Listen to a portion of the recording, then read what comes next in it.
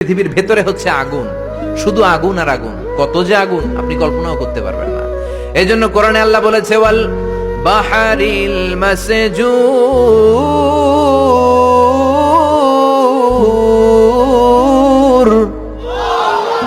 আমি আল্লাহ ফুটন্ত গরম টকবগে সাগরের পানির কসম খাই। সুবহানাল্লাহ। সাগরের পানি নাকি গরম, আমরা তো দেখি ঠান্ডা, কিন্তু আল্লাহ বলে না না, সাগরের পানির ভেতরে আগুন আছে না নেই? আছে না নেই? আগ্নেয়গিরির জ্বালামুখ যখন বার্স্ট করে, আগুনের লাভা বেরিয়ে আসে, এটা প্রমাণ করে পৃথিবীর ভেতরে আগুন আছে না নাই। আবার আমেরিকার বিজ্ঞানীরা গবেষণা শুরু করলো, কয়ে আগুন, সাগরের ভিতরে তো আগুন পাই না।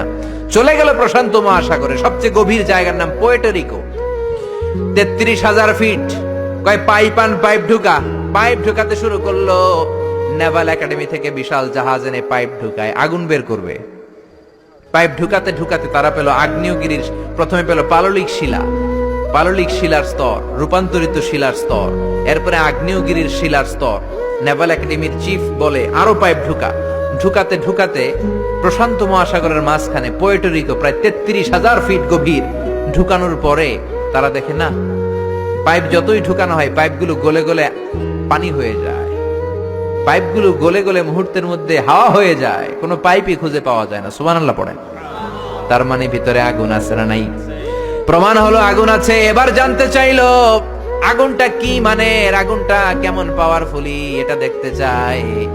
এবার চিফ বলল ফায়ার প্রুফ পাইপ নিয়ে আসো। কি প্রুফ? জোরে বলেন।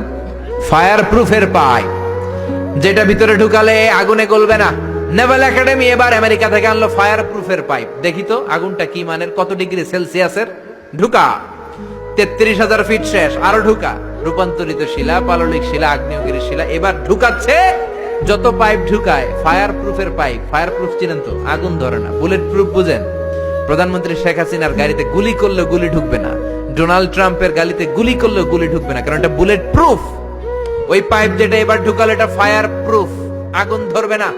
আগুনের মধ্যে পাইপটা সারাদিন রেখে দিল, পাইপের কিছু হবে না। ওই পাইপ যখন ঢুকাতে শুরু করলো, ঢুকাতে ঢুকাতে পাললিক শিলা, রূপান্তরিত শিলা, আগ্নেয়গিরির শিলা, এগুলো পার করার পরে যখন ভিতরে পাইপ ঢুকায়, দেখতে পেল ফায়ার প্রুফের পাইপগুলো গলে গলে আগুন হয়ে যায়, গলে গলে পানি হয়ে যাচ্ছে, হাওয়া হয়ে যাচ্ছে, ধোঁয়া হয়ে যাচ্ছে। চিল্লায় পড়েন আল্লাহু আকবার।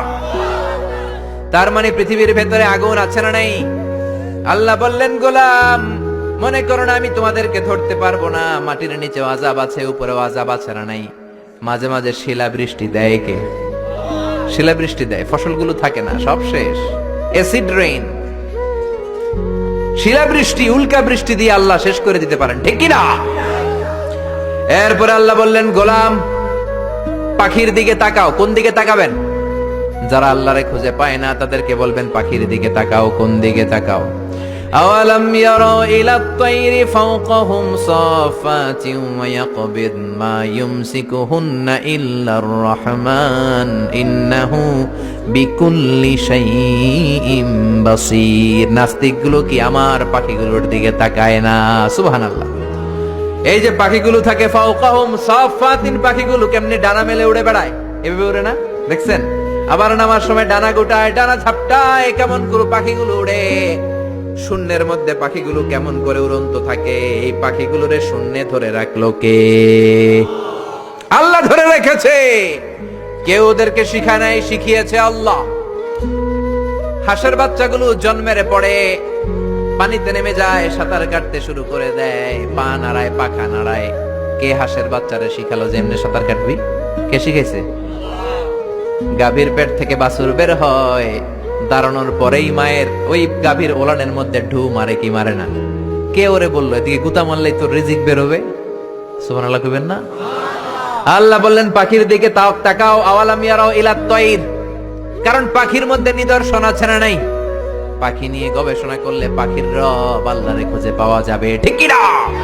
এজন্য কোরআনের অনেক জায়গায় আল্লাহ পাখির কথা বললেন, ওয়া আরসালা আলাইহিম তায়রান আবাবিল।